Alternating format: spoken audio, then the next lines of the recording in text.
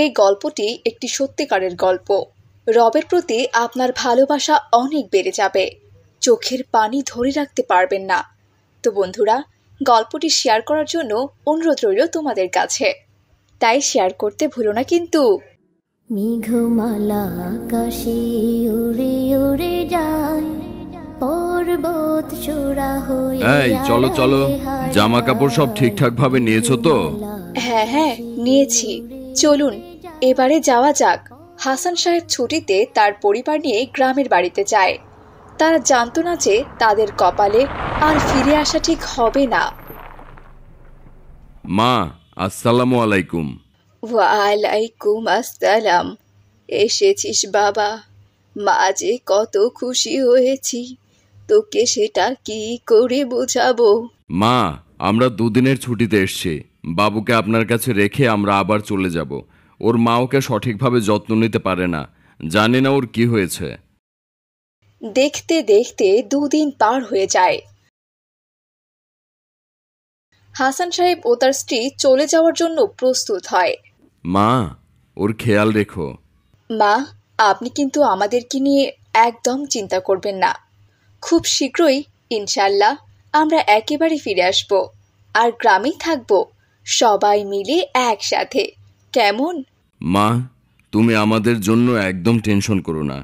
বাবা, সে তুই বুঝবি না, মায়ের মন তো, তাই একটু টেনশন হয়, এই আর কি।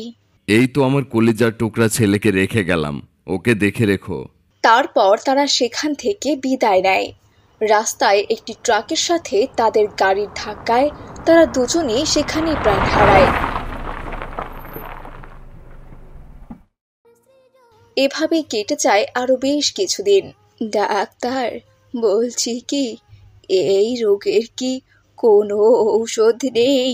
না, এই রোগের কোনো ডক্টর নেই, তবে একজন লোক আছেন যিনি এ বিষয়ে জানেন, তবে তাকে পাওয়া বড় কঠিন। বৃদ্ধ বুড়িমা তার নাতির জন্য প্রতিদিন মহান আল্লাহ তাআলার কাছে করতে লাগলেন। ছায়া আল্লাহ আল্লাহ সুবহান।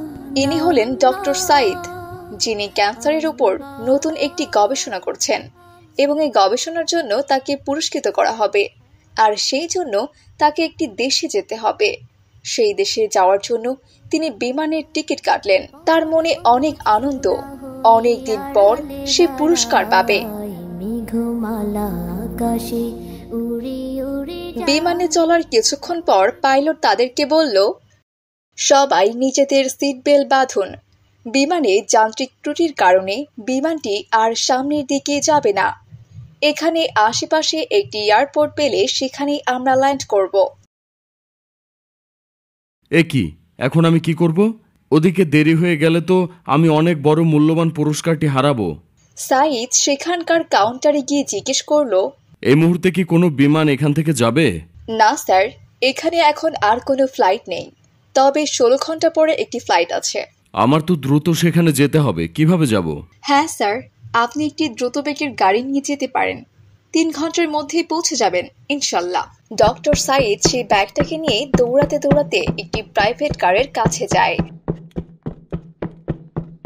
ভাই যাবেন? হ্যাঁ যাব, তা ভাড়া কত দিবেন? আরে ভাই, ভাড়া নিয়ে টেনশন নাই, যা লাগবে তাই দেবো, চলেন। কারণ পুরস্কার তো অনেক বড় পুরস্কার পেতে চলেছি, শুধু দ্রুত চলুন। ড্রাইভার তাকে নিয়ে দ্রুত গতিতে ছুটতে লাগলো।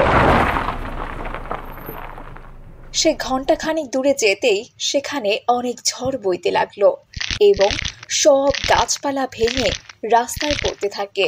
ড্রাইভার সেখানেই গাড়ি থামায়। এ কি, গাড়ি থামালে যে আর যাবে না, আমার তো যেতেই হবে। এই যে দেখুন, রাস্তায় গাছপালা পড়ে আছে, এত ঝড়ে গাড়ি নিয়ে আর সামনে আগানো সম্ভব না। শেষমেশ ডক্টর সাইদ নিরাশ হয়ে বলল, যাক, পুরস্কারের দরকার নেই, আগে নিজেকে বাঁচাতে হবে। দেখি আশেপাশে কোনো বাড়িঘর আছে কিনা। এরপর তারা সেই বুড়িমার বাড়ির সামনে যায়। ডক্টর সাইদ বাইরে থেকে ডাকতে থাকে, বাড়িতে কেউ আছেন? আমরা অনেক বিপদে পড়েছি। তার ডাক শুনে সেই বুড়িমা বাহিরে আসেন। বুড়িমা, আমরা মেহমান, বাইরে প্রচন্ড তুফান চলছে, একটু আশ্রয় চাই। বাড়িতে কোনো পুরুষ মানুষ থাকলে বলুন। না না, বাড়িতে কোনো পুরুষ মানুষ নাই, তবে আপনারা ভেতরে আসুন, আমি আপনাদের মেহমানদারির সমস্ত ব্যবস্থা করছি। ঘরে পুরুষ মানুষ নেই, তবে কোথায় গিয়েছে? কি আর বলবো দুঃখের কথা, কিছুদিন আগে আমার ছেলে এবং ছেলের বউ দুজনেই গাড়ি অ্যাক্সিডেন্ট করে মারা গেছে। আর আমার স্বামী তো অনেক আগেই মারা গেছে। তবে আপনারা বসুন, আমি কিছু খাবার নিয়ে আসছি। বুড়িমা কিছু খাবার এনে তাদেরকে দেয়। বুড়িমা তাদের খাবার দিয়ে নামাজ পড়তে দাঁড়িয়ে যায়। কাননে ফুলেরা হাসি স্নিগ্ধ মায়ায়, তোমার সৃজন মাঝে খুঁজি তোমার। নামাজের শেষের দিকে বুড়ির নাতনিটি হাউ মাউ করে কান্নাকাটি শুরু করে দেয়।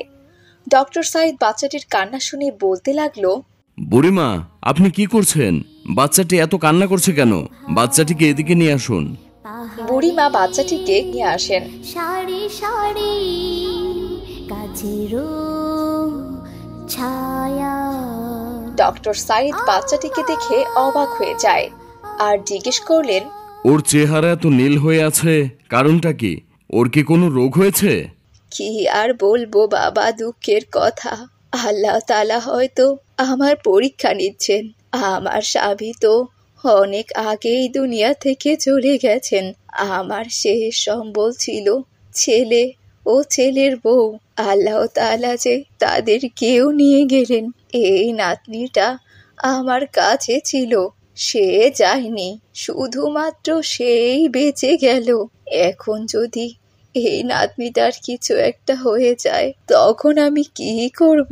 তুমি জানো তো বাবা, আমার এই নাতনিটার অনেক বড় একটা অসুখ হয়েছে, মারাত্মক ক্যান্সার হয়েছে, যার চিকিৎসা আমাদের দেশে নেই। আপনি কি ডক্টর দেখিয়েছেন? হ্যাঁ, অনেককেই তো দেখিয়েছি, তারা বলেছেন তাদের দ্বারা সম্ভব নয়। তো তারা আপনাকে কি পরামর্শ দিয়েছে?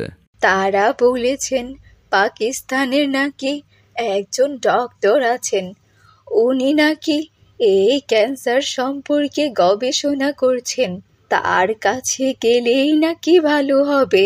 ডক্টরের নাম বলেছে? নাম তো বলেছে, কিন্তু ঠিকানা তো কোনো কিছুই জানাই নাই।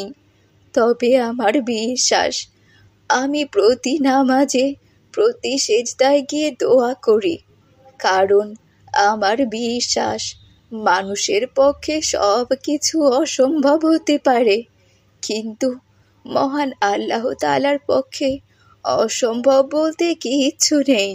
আমি প্রতিদিন নিয়মিত দোয়া করি, মালিক, ওই ডাক্তার, হসপিটাল কিচ্ছু চিনি না, আমার পক্ষে চেনাও সম্ভব নয়, তার কোনো ঠিকানাও কারো জানা নেই, তিনি নাকি পাকিস্তানের ডাক্তার। বুড়িমা, বলুন তো সেই ডক্টরের নাম কি? তার নাম নাকি ডাক্তার সাইদ। তিনি নাকি নতুন করে ক্যান্সারের উপর গবেষণা করছেন। বুড়িমা, আমি আপনাকে কসম করতে বলেছি, এই জন্য আমি অবাক হয়েছি। আল্লাহ যে বান্দার দোয়া কিভাবে কবুল করেন, আল্লাহ যে মানুষের দোয়া কিভাবে কবুল করেন, তা আমি এখন বুঝতে পেরেছি। কেন আমার বিমান নষ্ট হয়েছে, আমি এখন বুঝতে পেরেছি কেন আমি প্রাইভেট কারে উঠেছি, আমি এখন বুঝতে পেরেছি কেন তুফান শুরু হয়েছে, আমি এখন বুঝতে পেরেছি লক্ষ লক্ষ বাড়িঘর থাকতেও আমি আপনার বাড়িতে কেন এসেছি, আমি এখন বুঝতে পেরেছি আল্লাহ বান্দার দোয়া কিভাবে কবুল করেন। বুড়িমা, আপনি যে ডাক্তার সাইদের জন্য দোয়া করছেন, এই ডাক্তার সাইদের কাছে যেতে আপনাকে পাকিস্তানে যেতে হবে না, আল্লাহ টেনে টেনে আপনার বাড়িতে নিয়ে এসেছেন। বুড়িমা, আমি হলাম সেই ডাক্তার সাইদ। তারা সবাই আর নিজেদের চোখের পানি ধরে রাখতে পারল না। আল্লাহ আল্লাহ সুবহানাল্লাহ। তো বন্ধুরা, তোমাদের অনেকের মনে অনেক আশা থাকে, আমি তোমাদেরকে বলবো তোমরা সব সময় দোয়া করে যাবে, দোয়া কবুল হবেই ইনশাল্লাহ। আর যদি কোনো দোয়া কবুল নাও হয়, তাহলে বুঝে নিবে ওটা আমাদের জন্য মঙ্গলজনক ছিল না। নেক মনে পরিপূর্ণ ভরসা করুন মহান আল্লাহ তাআলার উপর। বিভিন্ন সময়ে দোয়া করতেই থাকুন। ইনশাআল্লাহ আল্লাহ সর্বশক্তিমান, দয়ালু, তিনি নিশ্চয়ই আপনাদের কাউকে নিরাশ করবেন না। আর আমাদের ভিডিওটি শেয়ার করুন, লাইক করুন আর সাবস্ক্রাইব করে পাশেই থাকুন। আল্লাহ হাফেজ।